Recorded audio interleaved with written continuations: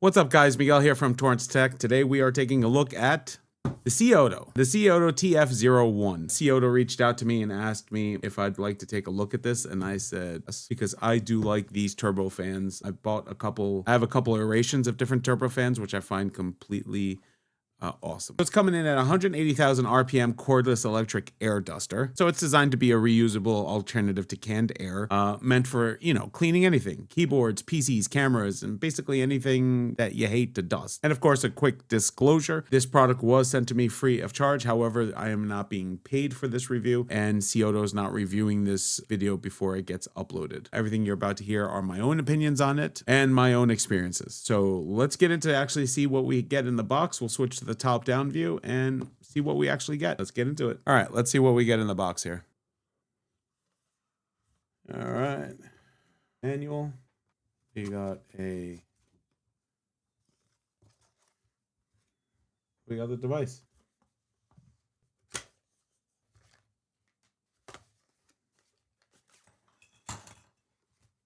So inside the box, you get the air duster itself, which is compact, surprisingly solid in my hand. You get 5 different nozzle attachments designed from everything from tight keyboard gaps to wider airflow for larger surfaces. That's offensive. There are 2 brush attachments for loosening stubborn dust before blasting it out. You have a USB charging cable, you have a wrist strap, you have a small storage pouch to keep everything together. So it's a complete kit and you're not missing anything essential. So spec-wise, the duster is rated up to 180,000 RPMs, low, standard, and turbo, depending on how aggressive you want the airflow to be. I mean, it is fully cordless, rechargeable, and according to the manufacturer, it can run up to 100 minutes on low power after a full charge. Weight-wise, it comes in under a pound, so it's easy to handle for longer cleaning sessions. The build quality is better than I expected. The body feels sturdy. The buttons are tactile. The attachments lock in securely without feeling loose or are pretty cheap. Intake's on this side, and the exhaust is up front. Let's take a look. Not as loud as I expected it to be. It's not really unreasonably loud. One thing I did want to note on the back of the box, which is different for me to see, but directly the customer service and support pages, and even the hours operation, which I feel like it's a nice touch. You don't really see a lot of this. You have to kind of go to the website to kind of find this information. That's a nice touch that I do enjoy. We're going to do some testing on this, see how it does. Right now, you can see it is fully charged. I was struggling to find a test to accurately describe how much wind was coming out of this or how much power it had. I'm going to kind of show you in a very different way, and I hope it translates correctly onto video. I could show you something like, the keyboard. I don't think it translates correctly on camera. I don't really have too much dust on my keyboard to kind of show you. I mean, I will do it anyway. There's really nothing that moves. So what I'm going to do is I'm going to show you first, I'm going to show you a bottle of water. I mean, this is a typical 16.9 ounce water, right? And then I'm going to do it with a can of soda, Poppy in this case. And we're just going to see how it just pushes it, basically.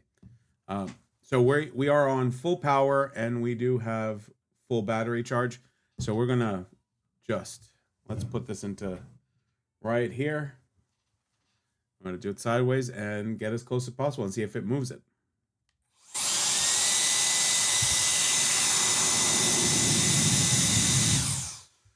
So, I mean, as you saw, once it got going, I mean, I'll even do it from over here, maybe move it up here so it doesn't hit the mic stand.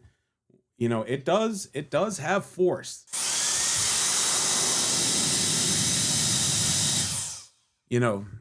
Obviously I don't have any measurements, but that's probably about a good 12 inches. And this is a hefty weight, right? So any one of you could pick up a water bottle and see that it moved this about 12 inches from the side. So I have no doubt it's going to do the same thing with this. So we'll start over here from here. And again, full power with full battery. And that actually goes a lot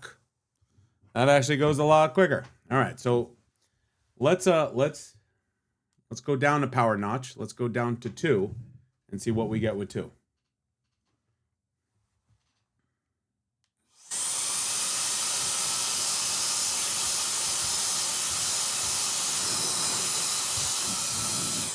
All right, with 2, we don't get too much on this one. Let's try it. Let's try here.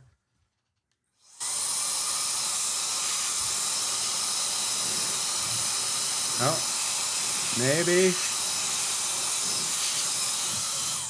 No. So with 2, we don't get that much power. And again, with 1, we probably get less.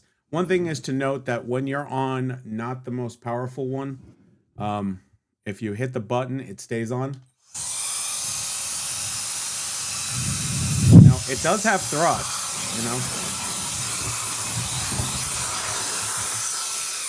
I mean, I guess that's a test in itself, right? So you just press it. As you can see, it stays on.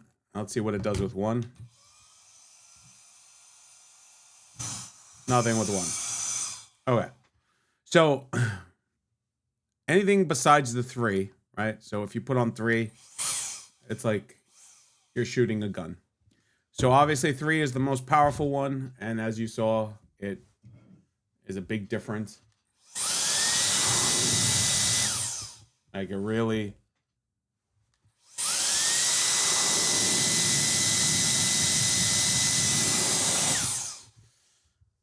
I know it's not a very scientific test, but it should give you some sort of indication on how powerful this little thing is. Okay, so the next test we're going to do, again, unconventional. There's no scientific method to this, but we're going to take the heat gun, right? So it is cool to the touch. It's been, we're gonna show you on the heat gun.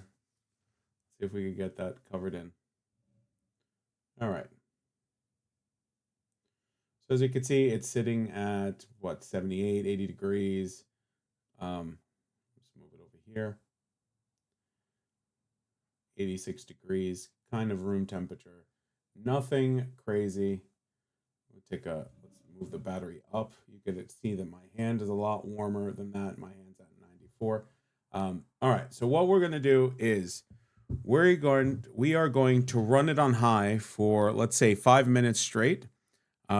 We're going to see what that looks like, you know, whether it becomes overly hot.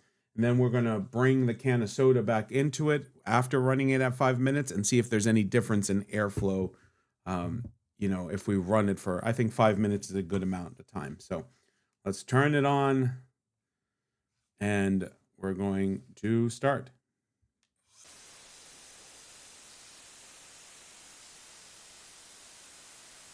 All right, so that's 5 minutes. Let's take,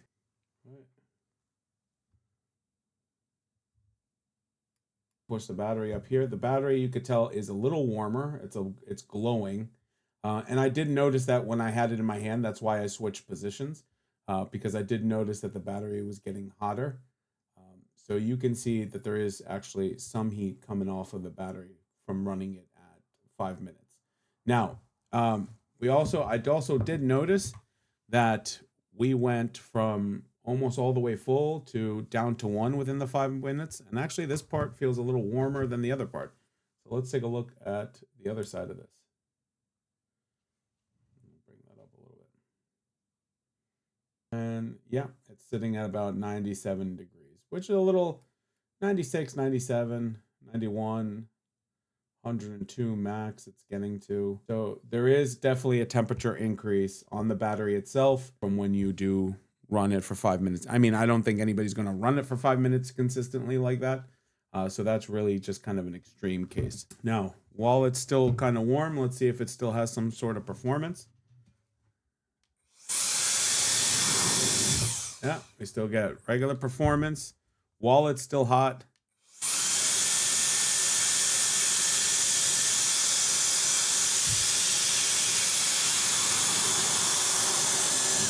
Actually, maybe a little degraded on performance here. Maybe it's not pushing out as much air as possible. Let's see again, just to make sure.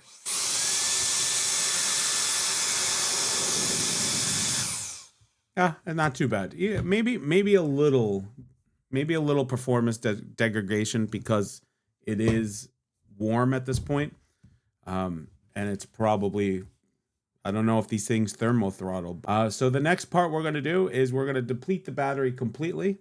And then after depleting the battery, we're going to plug in and see what kind of power we get on the recharge.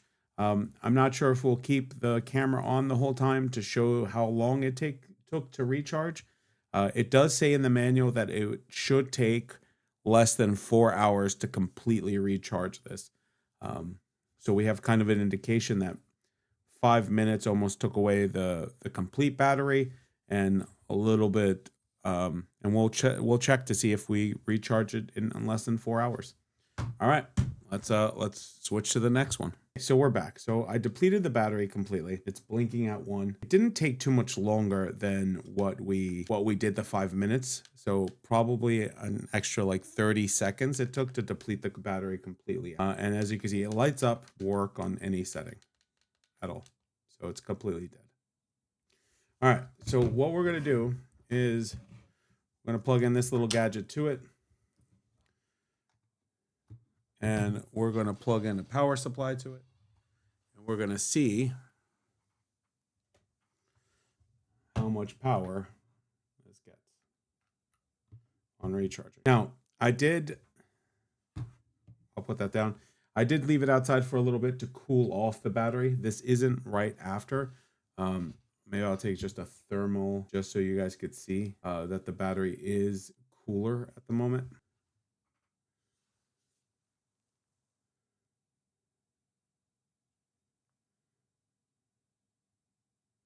As you can tell, it's down to, I get that in focus. It's down to about 80 degrees, 63, 80, 76 in the center. So it is a lot cooler. So we're not charging it right after, depleting it and making the battery warm. All right. So we're getting about 8.3 watts with 1.4 amps and 5.7 volts on this. So based on these numbers and based how fast it's charging, and if it was to keep up these numbers the whole time to charge to 100, this is 4,000 milliamp hour. You're looking at about anywhere from 2 to 2.5 hours of recharge time if it keeps with these numbers.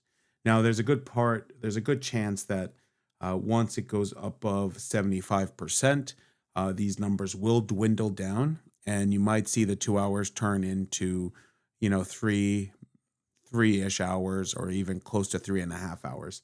And that's a good possibility. But so you're looking at a roughly anywhere from 2 hours above, above 50%, and maybe 3 hours to get it to full 100% on a recharge. Okay, so final thoughts on the air duster. Okay, so overall the device feels solid. The build quality is good and it feels sturdy in the hand. And everything is packaged completely cleanly. I like that it comes with multiple nozzles, brushes, and even a carrying case. Realistically though, once you attach a nozzle, you're probably just going to stick with that for most of the time. Still, it's nice to have the options in here. So power-wise, it's strong, and I personally don't see myself ever using it on anything other than the highest setting.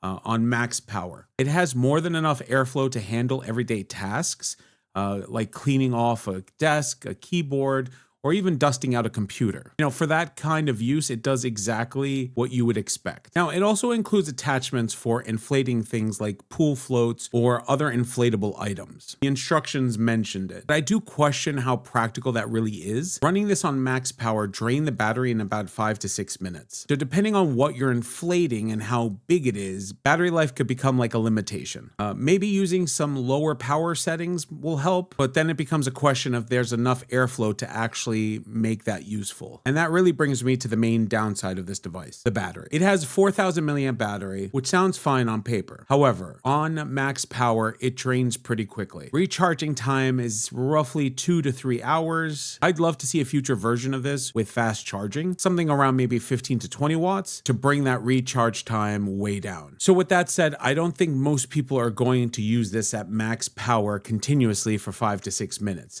Like I did. I think in normal uses, short bursts while cleaning is probably more than fine. I mean, overall, I do recommend it. The airflow is way powerful. The build quality is good, and it does exactly what it's meant to do. The battery could be better, but it's not bad enough to be a deal breaker or stop me from recommending it. I have affiliate links down below if you want to check them out. And again, don't forget to like and subscribe, and take care, guys.